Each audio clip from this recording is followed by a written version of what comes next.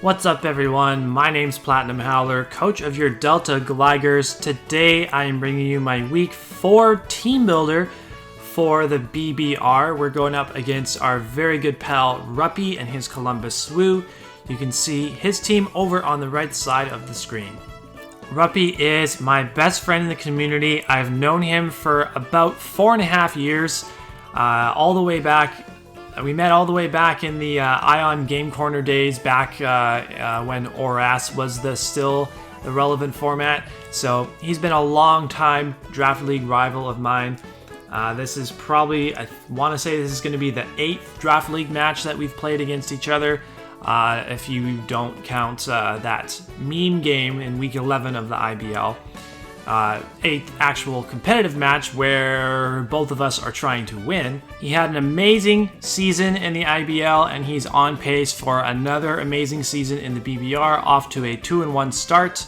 And he's got a very scary team that he'll be looking to get his revenge against me with in this game. He'll be looking for revenge for that IBL semifinals loss. This team that I've got here, I'm not nearly as confident in it as I was in the team that I brought against Ruppy in that playoff game in the IBL. But we're gonna see how it goes. Regardless, you know, we're still in a very good position early on in the season, and even if we don't come out on top in this game, then that means that's a win for Ruppy and a win for my friend. So great. First things first, we got to bring this Aromatisse as a check to Hawlucha. We can be as physically defensive as possible and be able to OHKO that thing with a Moonblast most of the time, unless he's running a significant amount of bulk and we don't have any chip on that thing prior. But yeah, so max physically defensive, and we also have the Grassy Seed to, in case he has his grassy terrain up, we can take hits even better. And we can proceed to possibly even take on that Rillaboom if it's like super offensive and still around. We can take hits from we can take pretty much any physical hit that he can throw at us if we get a +1 defense boost from his grassy terrain. I also think this has the potential to be a late game win con, to be honest.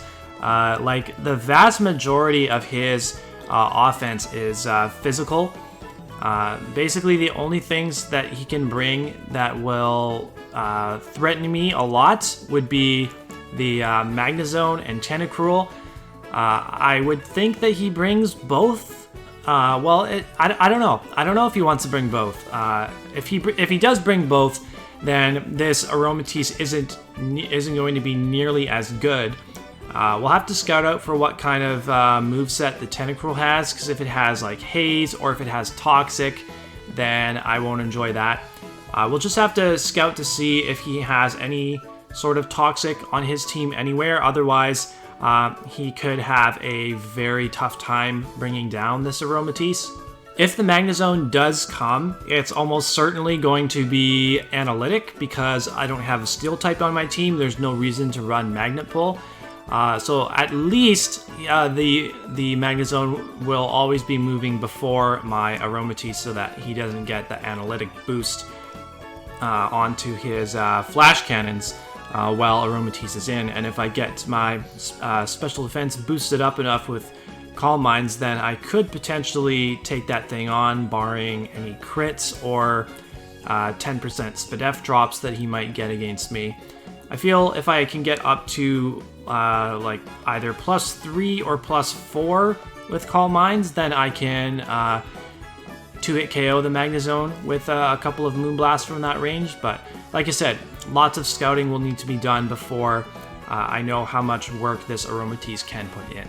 Next up, we have a Focus Sash Alakazam. We're running Timid Max Speed so that we can outspeed the Hawlucha if it doesn't have its Unburden boost. And we can also guarantee outspeed a Scarfed Tyranitar / Dragon Dance Tyranitar after a +1 speed boost. Pretty standard moveset as far as the first 3 moves go. I threw Protect on there for the last move, just in case it comes down to a late game scenario like Alakazam versus Rillaboom, and I need to stall out the Rillaboom's grassy terrain so that his Grassy Glide isn't a priority move anymore. So like I can click Protect, stall out a turn of his terrain, then he attacks me, then I click Protect again, so I could potentially take on his Rillaboom late in the game if I have, if he only has like 3 turns of terrain left. I can stall 2 of them out with Protect, and then the second Psychic should be able to knock him out because he won't be able to hit me with a priority move anymore. One thing that we will have to watch out for though is Hawlucha has the potential to carry Dual Wing Beat, which is one of the new Isle of Armor move tutor moves. And if he gets any kind of boost in attack, then Dual Wing Beat will break through my Alakazam's Focus Dash and be able to knock it out. So that's why we can't just use our Alakazam as the check to Hawlucha, just in case he decides to bring Dual Wing Beat on it. We have to have the Aromatisse to try to eat up a hit from that thing and KO it with the Moonblast. As I was saying, Rillaboom is probably going to be the biggest threat, his biggest threat to a majority of teams. So when I have 2 4x Grass Resists available to me, I'm going to bring both of them to make sure that I don't just get blasted by Rillaboom. It is his kill leader through 3 games. I believe it already has 6 kills for him this season. So I want to do all that I can to prevent that Rillaboom from racking up even more kills this early on in the season. He does have the ability to run high horsepower and hit my Dragalge super effectively. He can also potentially go for a knockoff to get rid of my Shuka Berry, and the combination of knockoff plus high horsepower, if he's super offensive, is more than likely going to knock us out. But you know what? Rillaboom it's a good mon. You know, it's hard to deal with, so I felt like I wanted the investment in offenses because this Dragalge can check more than just the Rillaboom. It can come in on things like the Tentacruel mainly and help me get a slow pivot against that thing. It can eat up hits. I'm also running a lot of speed investment on this to try and outspeed a lot of his slow mons. He has a very slow team in general outside of his Unburdened Hawlucha. So we have enough speed on this to outspeed an uninvested Magnezone by a couple points, and I guess actually if he is truly uninvested on his Tyranitar, we'll outspeed that as well and be able to hit it with a Focus Blast. And with a modest nature and the investment that we have in special attack, a Draco Meteor is always going to kill even a max specially defensive Druddigon, at least one that doesn't have an Assault Vest. We're always going to KO it with Draco Meteor, and we should outspeed it because I believe Druddigon is only 4 points faster than Dragalge naturally, so the amount of speed that we have invested in this Dragalge should definitely allow for us to outspeed it and drop a massive Draco on him. Our other 4x Grass Resist mon that's probably more adept at taking on his Rillaboom is going to be this Vulcarona. It's a pretty standard set. We do have heavy duty boots because he does have 3 rockers that are all decent at getting rocks up here. I expect Druddigon to come as the rocker. And honestly, Druddigon in general is a very difficult mon to wear down. It's just really, really annoying to play against.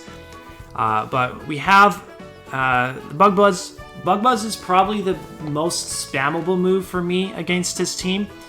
I don't think he wants to hard switch in a Hawlucha into any Volcarona hit. But if he were to switch it into a Bug Buzz, then it would 4x resist it and take it pretty well. But we do have Fiery Dance on here as well. We can more than likely 1v1 a Tentacruel if he's trying to check our Volcarona with the Tentacruel. Scald With Uninvested Scald, even without a Quiver Dance special defense boost, is not 2-hit KOing us. It's only doing like 40% because Vulcarona is so naturally, specially defensive. The most likely check I would think that he has to Vulcarona is going to be the Tyranitar. Also, Druddigon he can bring as specially defensive and carry Rock Slide to Okomi. But if he's bringing Tyranitar, he'll have to be careful because he's actually weak to Bug Buzz. But if he sets Sand and has Assault Vest as his item as well, then he should still be able to take me on pretty well. But I am not going to attempt to Quiver Dance in front of anything that's not named Tentacruel. I feel like Tentacruel is the main thing that I would try to Quiver Dance up against. Maybe even the Rillaboom, depending on what kind of coverage that I see from him. Rillaboom can run Acrobatics, but that's a very niche option, and it's not going to be doing much to me unless he's consumed as held item or just doesn't bring a held item at all, which would be kind of wild. And also, every time that Rillaboom attacks me, he's going to have to fear getting burned by my Flame Body. Who knows, if he's really scared about getting burned, then he actually might bring Protective Pads on his Rillaboom, just like Matt brought Protective Pads on his Rapid Strike Urshifu last week when he played Ruppy because he didn't want to take all the recoil from Druddigon. The last two Mons are probably the two that I'm least confident in here. We're bringing Rotom-Wash, kind of a strange set, honestly. So we can switch into Banded Tyranitar attacks, and really this thing is just in here to soak up hits and then Pain Split. So like, this is my primary switch into Druddigon. I think if he brings Druddigon, it's going to be Mold Breaker Earthquake, or Mold Breaker Stomping Tantrum. Something he tried to do last week was Glare, and then if Glare failed because Amon was already paralyzed or something, then he could click Stomping Tantrum and get the double power attack off. So a double power Stomping Tantrum from max attack Druddigon would KO Rotom-Wash, but if he goes for Glare, then I have to go for a Will-O-Wisp to prevent him from being able to knock me out. And then I can Pain Split on the next turn. I can also come in on the either the Tyranitar or the Druddigon, whichever one of them is the Stealth Rocker and Defog. Stealth Rocks away immediately. Yes, I have heavy duty boots on my Vulcarona, so I'm not going to be taking hazards damage initially, but if I'm switching in Vulcarona to something like a Rillaboom, that could have knockoff, and he could potentially knock off my boots, so that the next time I come in, I am taking the hazards damage, and I don't want that. So if I can avoid having rocks on the field altogether, that I would prefer. So yeah, it's not the most ideal Rotom-Wash set because we only have Volt Switch as an attack. We don't have Hydro Pump to be able to hit things like Raboot or Marowak. But you know, if the Raboot is Libero and he's not clicking a fire type move against me, then I can actually get a burn off him if he changes his type to something like Fighting. The other cool thing about Defog in this matchup is if I go for Defog to try to get rid of rocks on my side of the field, as he hard switches in his Rillaboom, I will actually Defog away his grassy terrain, which will make it so that he can't hit me with a priority Grassy Glide. So if he is not running Jolly Rillaboom, then I can actually outspeed him with this Rotom-Wash and click Will-O-Wisp against him to burn him and make sure that that thing is much less of a threat going forward. And then Safety Goggles so that we are not worn down by the Sandstorm if I'm using this as a switch into Tyranitar and I take a hit and end it at a very low amount of health. I don't want the Sandstorm to kill me because Sandstorm Chip actually goes before Leftovers, so that's why I opted for Safety Goggles here, and just because it's a cool choice. The last Mon, we are going to give Stoutland a shot. We are bringing it so that we can say we brought all 10 Mons on our roster. And the reason why I decided on this as the last slot instead of something like a instead of something like Lycanroc, instead of something like Sand Slash, is those two mons are not very especially defensive in general. I think Stoutland is the more is something that I can actually use to switch in to special hits if I need to. Switch into stuff like a Magnezone attack if I need to, and I can hit the Magnezone with its Stomping Tantrum. And we also have this as an insurance policy against a Tyranitar that, like, if he tries to bring like a Rock Polish weakness policy set, then we're running Sand Rush, so we can outspeed his Tyranitar at +2 speed while he still has a Sand Up, and hit him with a Superpower. We can also come in after Rotom-Wash goes down, because Rotom-Wash is kind of just meant to come in, take a few hits, Pain Split, and then die eventually. So if Rotom-Wash goes down, then we can bring in our Stoutland and click Retaliate, which is going to do a ton of damage to pretty much everything not named Tyranitar or Magnezone, but they are weak to the other coverage moves that I have on this set. This is also probably my best switch in to his Hatterene, which is pretty sad, but we can outspeed that thing and hit it with an Iron Head. Should be 2-hit KOing it, and we have a decent chance to get a flinch on the Hatterene as well.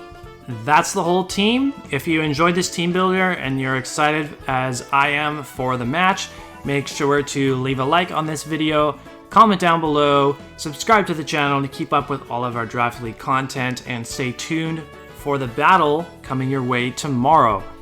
Until then, we'll see you later.